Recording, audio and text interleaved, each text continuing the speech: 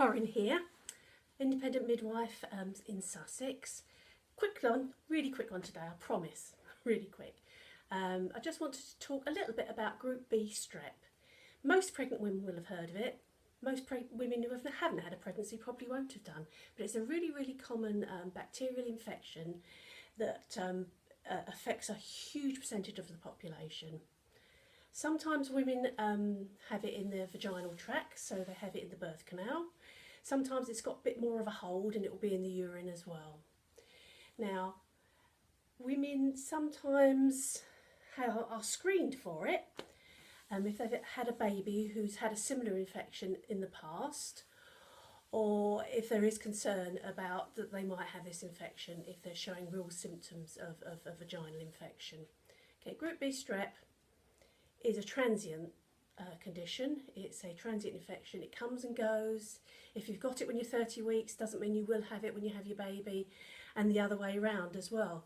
You might be clear at 30 weeks, but when you go to have your baby, you might have it. Now, 1% of babies, though less than 1%, it's 0.5% of babies are born colonised by this bacteria.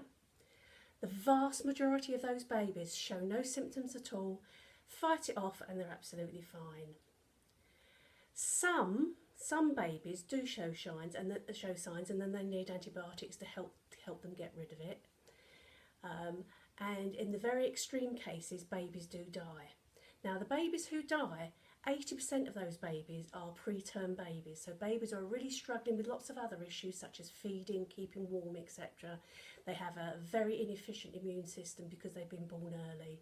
So a healthy term baby has a really good chance of fighting off Group B strep if it contracts it on its own with no issues at all. Now, because some babies do die, and I'm talking a tiny amount, it's about 40 a year in the UK, and as I say, 80% of those will be preterm babies. If you're discovered to have it, you will be offered antibiotics in labour. Now, if you're having a home birth, that might be an issue.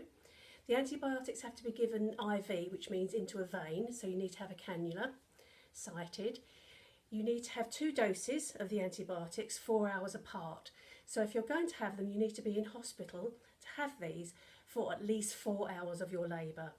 If you only get 1 dose, then your baby will be probably be given IV antibiotics themselves, once they're born, which is a bit upsetting for a lot of women. So women who decide they're going to have the antibiotic therapy do try to be in hospital for at least that 4-hour period so they can have their 2 doses.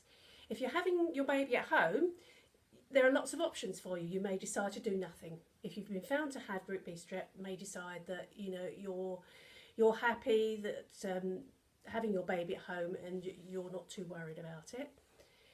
You can talk to your midwife and maybe to the obstetrician to inquire about having IV antibiotics at home. It's not impossible. Most midwives are perfectly able to give IV drugs at home. So that's something you could do as well. Or maybe you decide, I'm going to go to hospital so I can have these drugs.